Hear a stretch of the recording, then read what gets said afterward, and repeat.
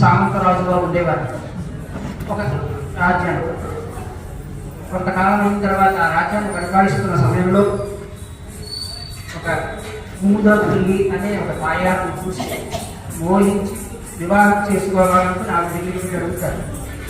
నాకేం అభ్యంతరం లేదయ్యా, నేను వివాహం చేసుకుంటాను.